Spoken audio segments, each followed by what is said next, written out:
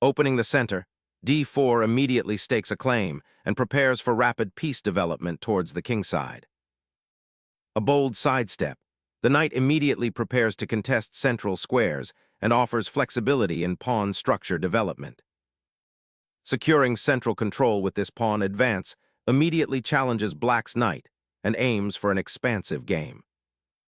Embracing the fianchetto, black prepares to challenge white's central grip with bishop pressure. Preparing a fianchetto, white aims for long-range pressure on the queenside and center. Developing the bishop fianchetto secures this important diagonal, preparing for central pawn breaks. Developing the bishop to a strong diagonal eyes the long edge of the board, preparing for central control.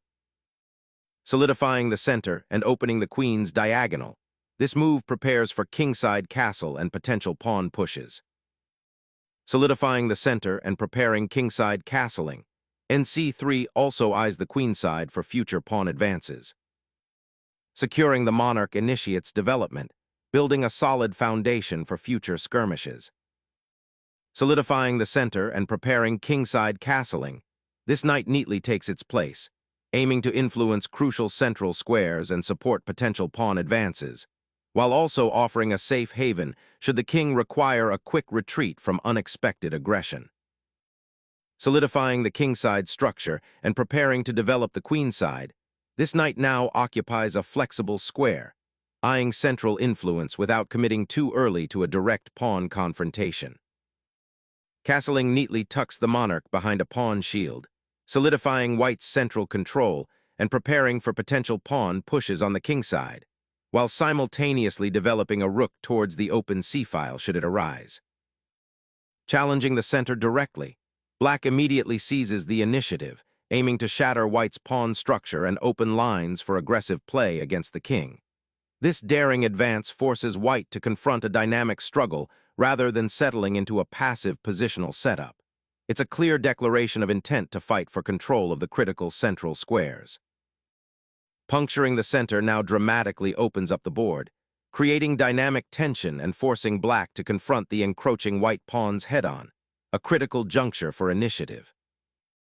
Solidifying the pawn center and preparing a potential pawn break with d5 are key aims here, reinforcing black's kingside setup while cautiously expanding. Creating a subtle pawn wall to potentially support a future f4 advance, or simply to prevent any immediate bg infiltration. Shifting the knight to the rim often signals a patient repositioning, eyeing the queenside or potentially supporting a pawn push, hinting at a desire to break the queenside bind and create counterplay.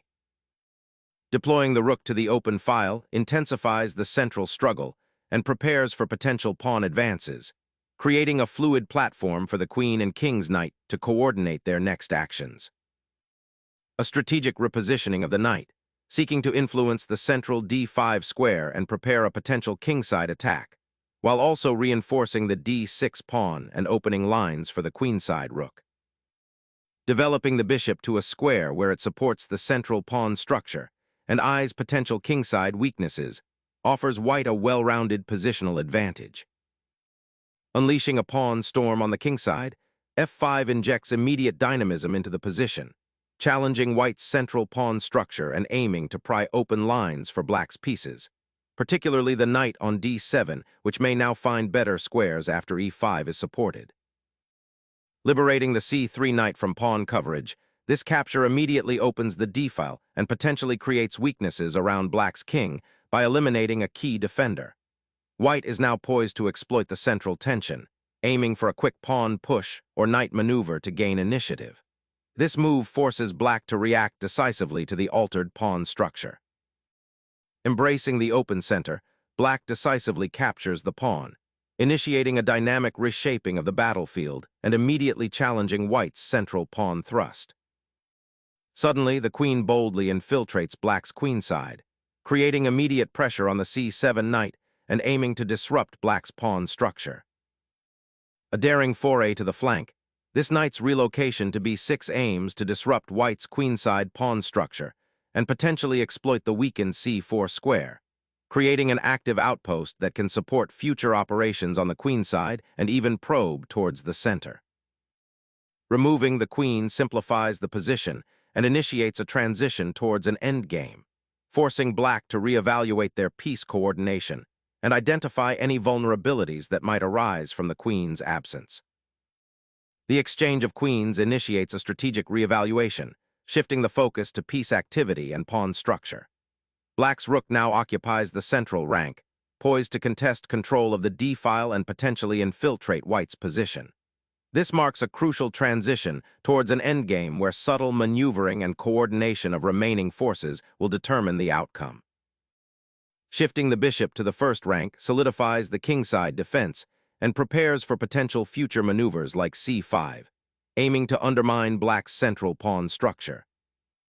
Black liberates a central pawn, aiming to activate the misplaced knight and challenge white's central control, though this also opens the d-file for potential future pressure. White suddenly initiates a sharp tactical sequence, aiming to exploit black's potentially exposed king after the pawn capture on e5 and the subsequent queen exchange.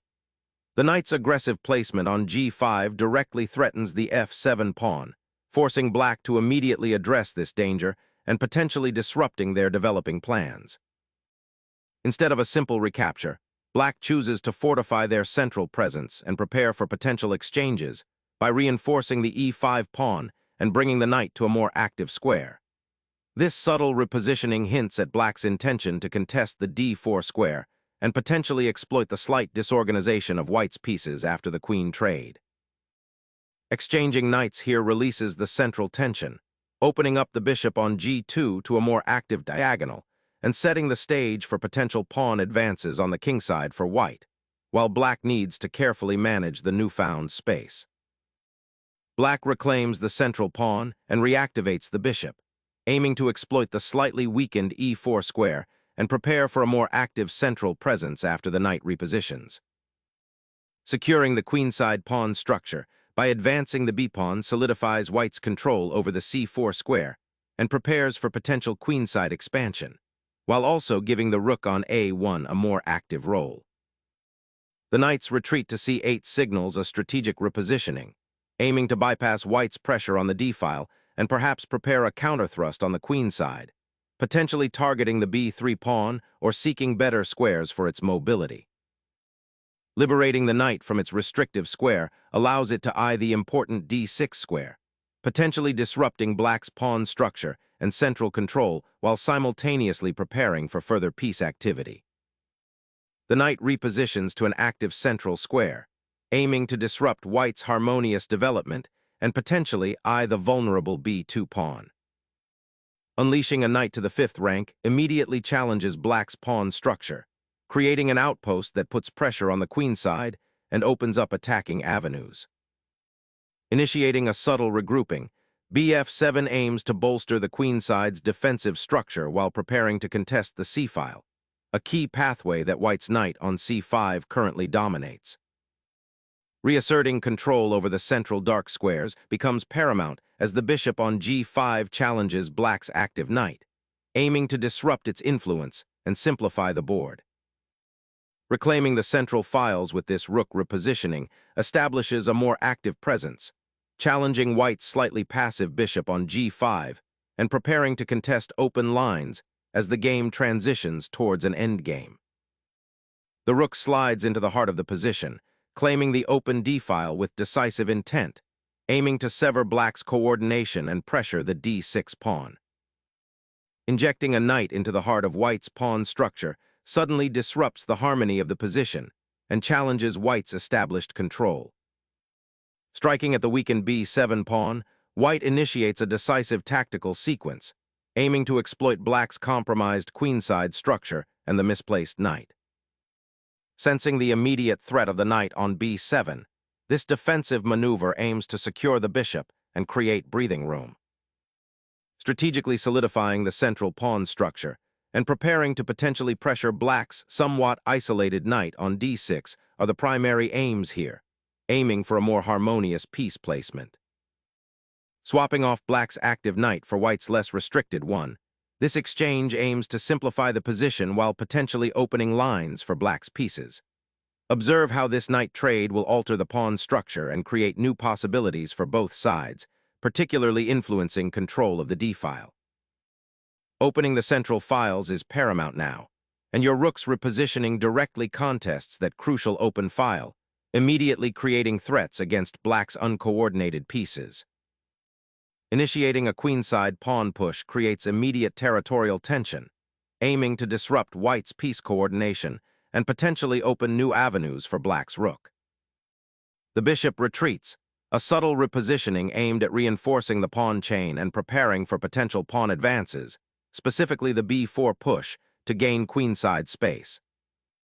Initiating a daring pawn push to seize open files and disrupt white's pawn structure, this move sets the stage for a more dynamic endgame. The knight's repositioning to the advanced c5 square subtly probes for weaknesses, aiming to exploit the potentially vulnerable light squares around black's king should the bishop retreat. Navigating the queenside pawns now becomes paramount. Anchoring this rook on the 7th rank offers immediate defensive support and potential offensive pressure should white's central pieces become overextended. Consolidating the rook's presence on the 3rd rank, this maneuver seeks to redeploy the piece to a more active file, potentially the D file or even the A file if the opportunity arises, aiming to disrupt black's coordination and exploit any nascent weaknesses in their pawn structure. Pivoting the rook to the open file, preparing to challenge white's dominant knight and potentially create counterplay on the queen side.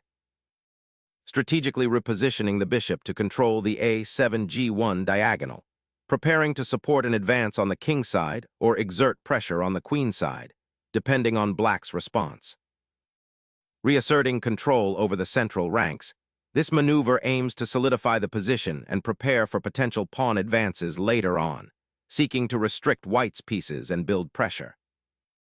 Focusing on the king's safety amid the ongoing pawn storm on the queen side, and the potential for pieces to infiltrate the central ranks, white's monarch sidesteps a potential discovered attack along the g-file and prepares for further queenside expansion. Re-establishing the bishop's defensive posture on the king side aims to shore up that flank, but it comes at the cost of surrendering central influence and potentially ceding a crucial outpost for white's knights. Initiating a bold knight sortie toward the queen side, this maneuver boldly repositions the knight to a more active square, aiming to disrupt black's rook battery on the c-file and potentially infiltrate enemy territory, while simultaneously offering support for a future pawn push. The bishop retreats, seemingly passive, yet it anchors the pawn chain and prepares for a potential counterattack on the king side, seeking to exploit the open lines that might arise if white overextends their pieces.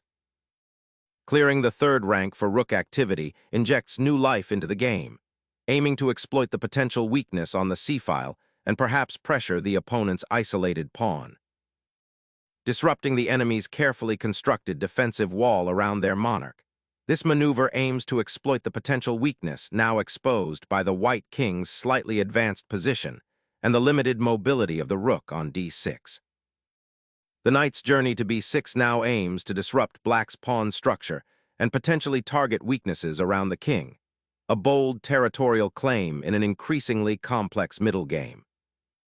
Unleashing the rook to the f-file now creates immediate pressure on white's awkwardly placed knight and seeks to exploit the semi-openness that black has patiently built. Securing the c-file dominance with your bishop creates immediate pressure, forcing black to defend passively. Reactivating the bishop to the b8h2 diagonal now that the knight has abandoned the d7 post aims to contest the crucial light squares and potentially create counterplay against white's advanced pieces. Striking the bishop on e8 unravels the pawn structure around black's king, potentially exposing it to future attacks down the e-file and creating weaknesses that white can exploit. The rook's repositioning to the 8th rank aims to activate its dormant power along the open file, creating immediate pressure on white's pinned knight and the vulnerable bishop on e3. Reclaiming the crucial 7th rank with the rook immediately targets black's weakened pawn structure and exerts pressure on their entire queen side. Finally, the rook finds its way back home, seeking refuge from the storm and aiming to establish a more solid defensive posture. The knight's journey to d5 orchestrates a significant regrouping, aiming to leverage the open d-file and create pressure on black's queen side, where the rooks are awkwardly placed.